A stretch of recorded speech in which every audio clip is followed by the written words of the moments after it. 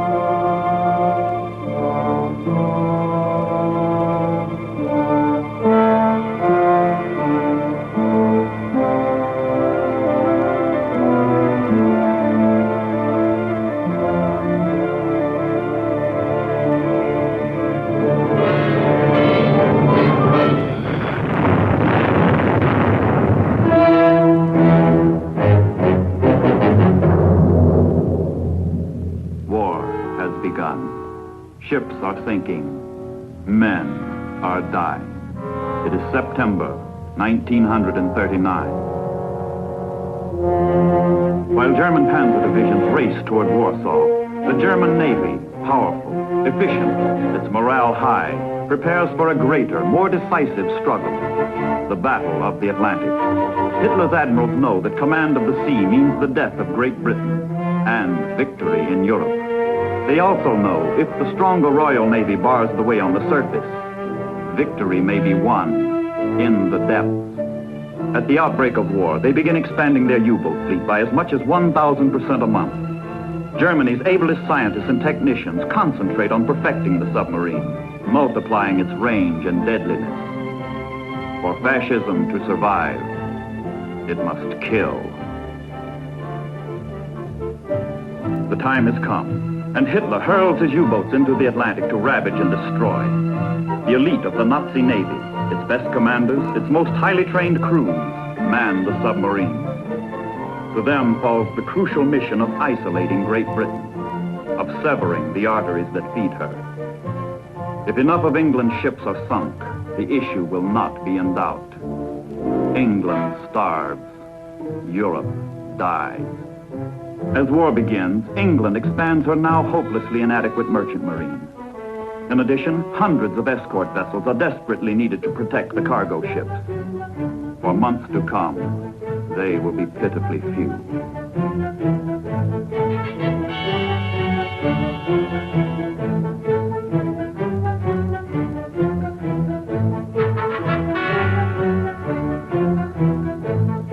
Patiently, doggedly, Englishmen build the ships which make so little showing in the statistics of naval strength, the ships without which England cannot live.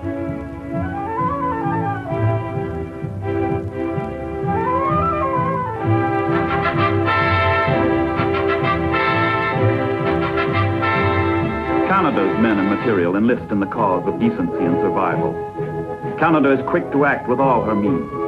Precious goods from her farms and arsenals are loaded aboard ancient, poorly armed merchant ships.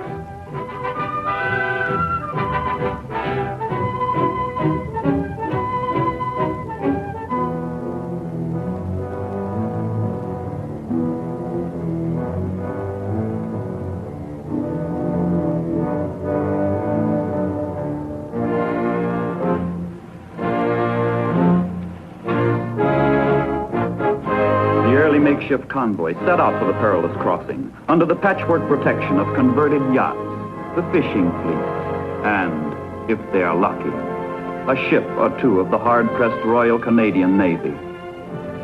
The sailors are sustained chiefly by the knowledge that the sea is wide and the U-boats cannot cover every mile of every route. It's a pitiful, feeble way of making war, hoping, pray to dodge the enemy.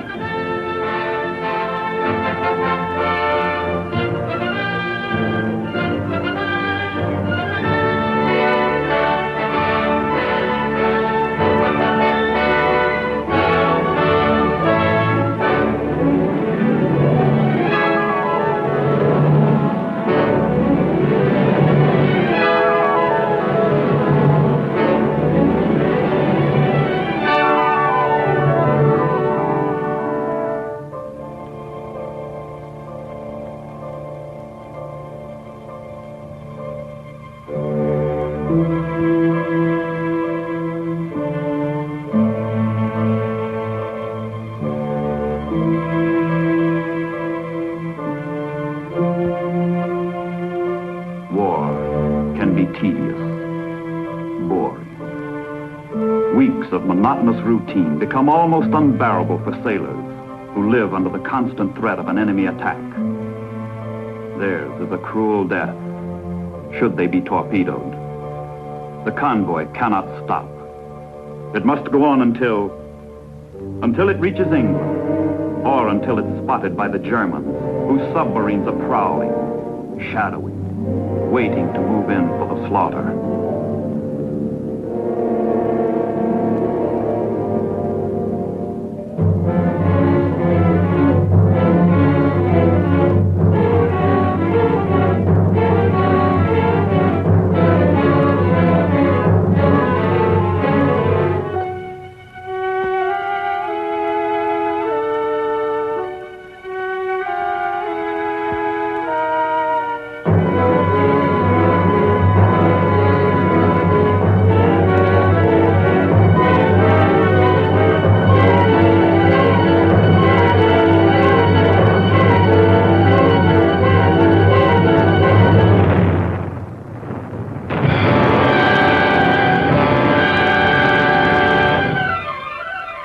Feeble escorts fight back, but are seldom effective.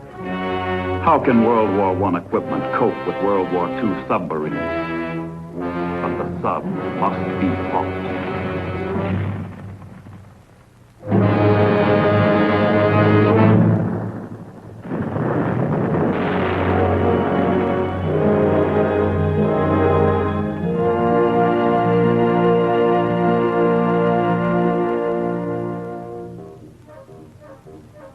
If the war at sea is deadly, the war on land seems phony.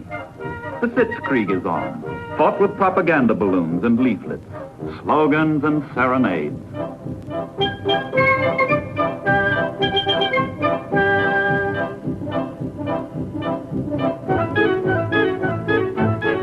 The Maginot Line seems impregnable, and the French soldiers relax. But the Germans are not dancing. Their strength is building. Their plans are laid. Hitler's finger is on the trigger.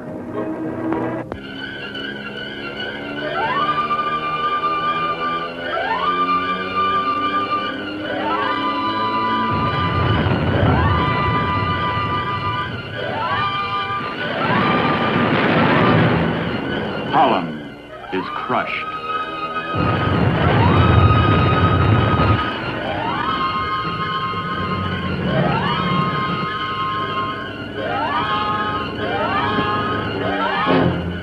Belgium is smashed.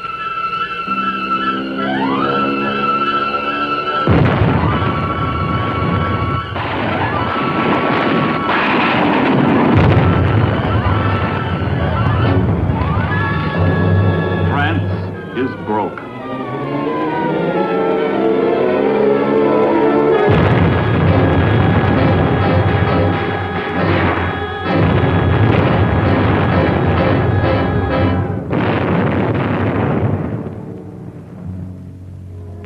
Dunkirk. What man can know that this is the prelude to England's finest hour? Britain's sea power rescues Britain's army, but at a cost of abandoning all its equipment and all its stores. The British stand stripped of their armor, their weapons struck from their hands.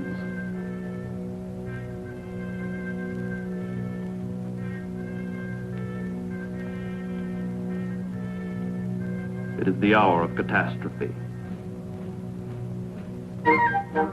It is the hour of the brown triumph.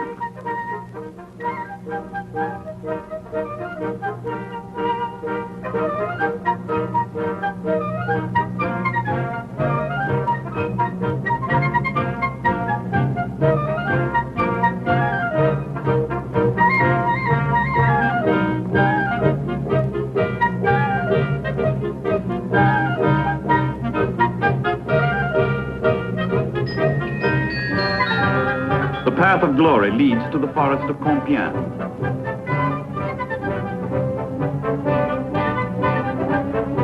With vulgar histrionics, the Nazis staged France's humiliation in the same railway car where the Germans capitulated 22 years earlier. The French surrender, and and it is Hitler's turn to dance.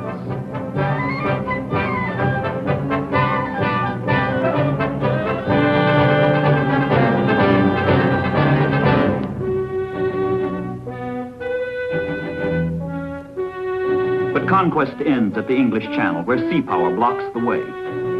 Yet with the French ports in German hands, the striking power of the Nazis grows enormously. The enemy moves into powerful new positions that menace England's very shores. Now the submarine bases are a mere night's run from the ship lanes that sustain England's life. Now the U-boats are at England's throat. 6 weeks of blitzkrieg has made them 10 times as dangerous as before, 20 times as potent.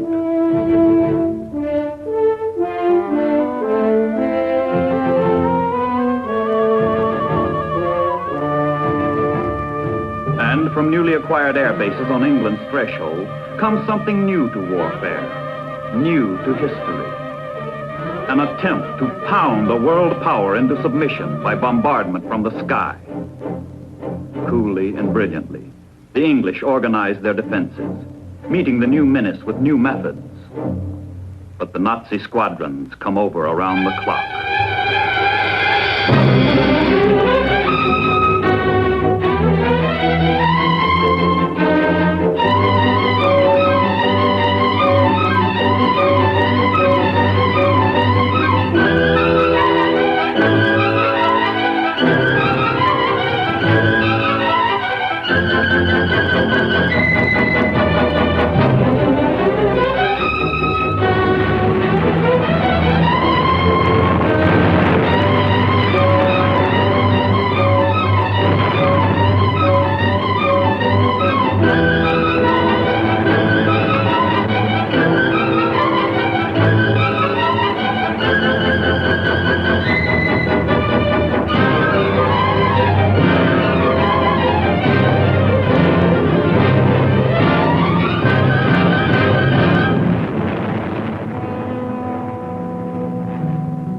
By caring not how she expends her blood, sweat, and tears, England stands firm. Hitler does not force her to her knees. A democratic people wins the Battle of Britain. But for Britain's leaders, the situation remains desperate. If freedom is to survive in the old world, the new world will have to act. In America, public opinion is slowly, surely forming. The issues are becoming clear. Congress moves boldly to safeguard American security by forthright aid to Great Britain.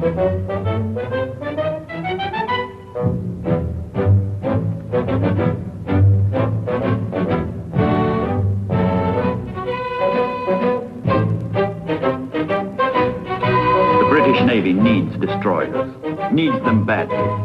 America has many left over from World War I. Stopgap strategy in the Battle of the Atlantic calls for an exchange of destroyers for British bases in the Caribbean and the Atlantic. Step by step, America begins forging her armor. The absolute necessity for naval strength is demonstrated by Britain's plight. America needs not one, but two navies. One to guard the Atlantic, the other to counter aggression in the Pacific. The shipyards begin working treble ships. Merchantmen, warships, auxiliaries begin sliding down the ways in increasing tempo. All-out production becomes the goal throughout the land. The pace of preparedness quickens.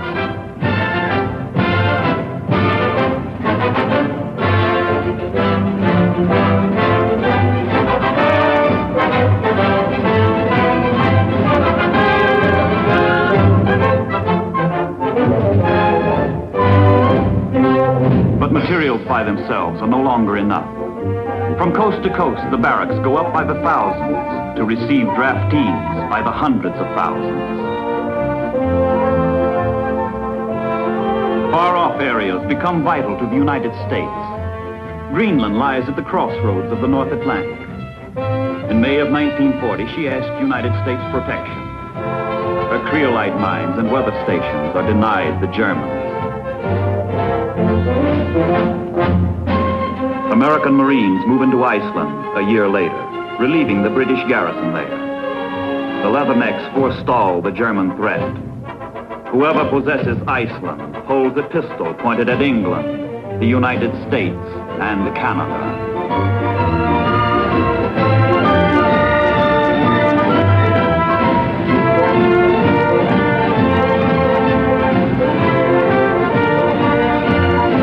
In midsummer 1941, Churchill and Roosevelt meet off Newfoundland to proclaim the Atlantic Charter. The four freedoms. Freedom of speech and of worship, from want and from fear. But these are the realities that support the ideals. The ships, the men, the supplies on which all depends.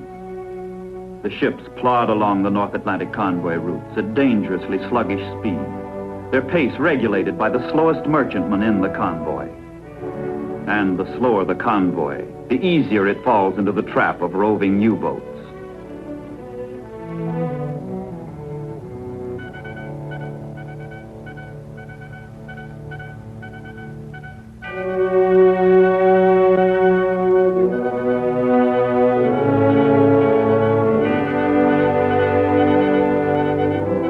The shortest course to Europe lies across the North Atlantic. Concentrated here is the flow of Allied ships and enemy submarines. While convoys are underway, Royal Canadian Control Centers keep them instructed and informed on the basis of coordinated intelligence.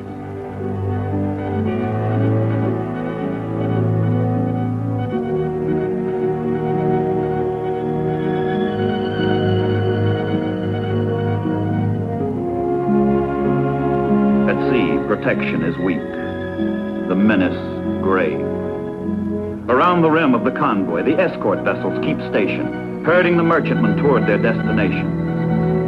In September 1941, the United States Navy joins the British and Canadians in protecting the convoys half their way across the Atlantic. American sailors are in the shooting war, though their country is not.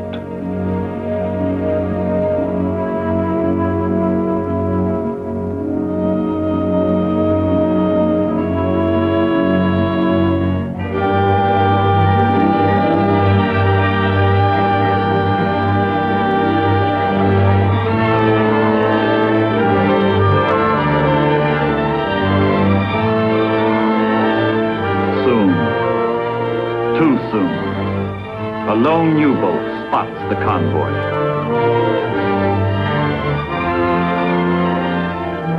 Its mission is to plot the convoy's course and speed and relay the information by radio to German naval headquarters on the French coast.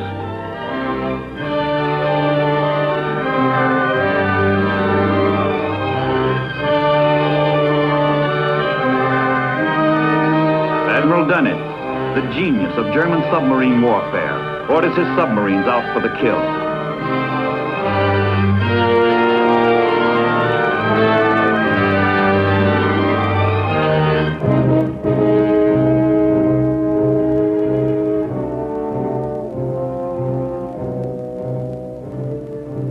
The U-boats in the area of the convoy are alerted and directed to an assembly point where they coordinate into a unified striking force known as a wolf pack.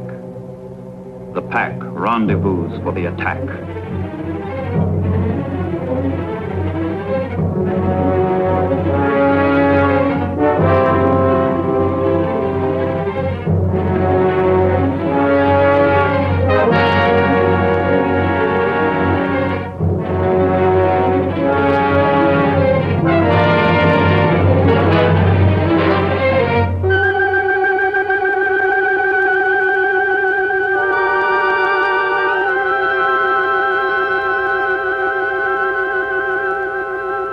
The convoy is on guard. Sonar, ASDIC as the British call it, sends a sound wave into the depths, searching for a return echo from the enemy.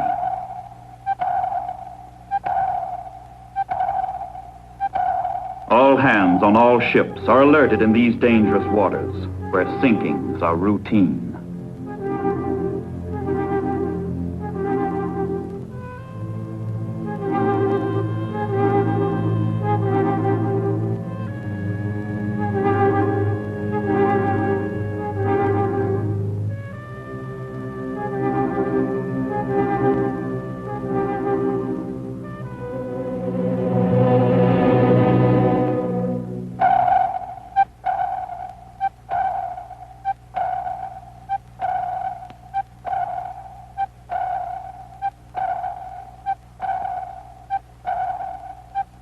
Contact. Too late.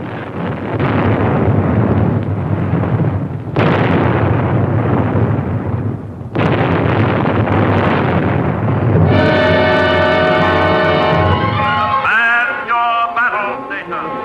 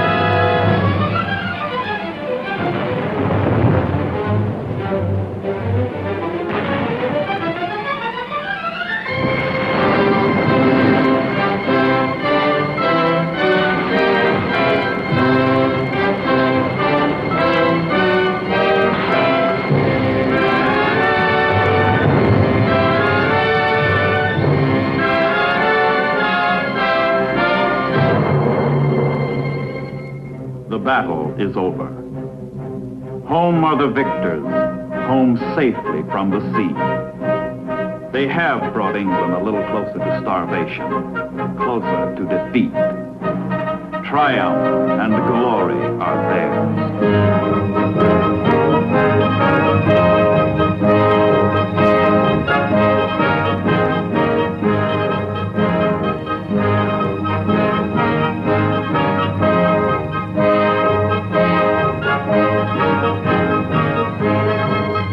Outstanding heroes are flown to their capital, Berlin, for further celebration.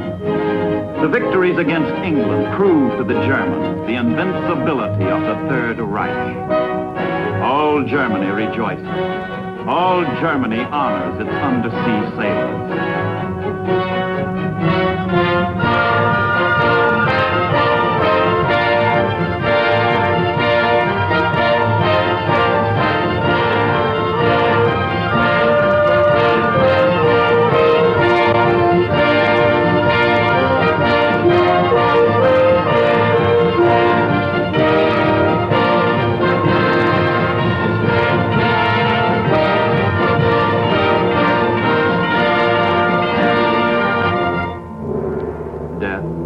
And destruction are the cause of the celebrations.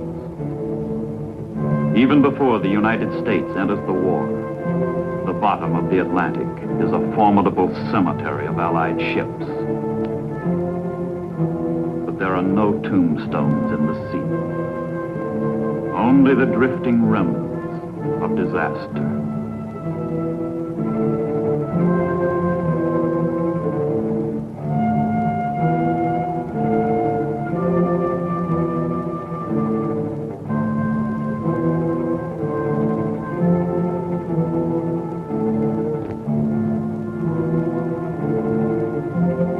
And this is just the beginning.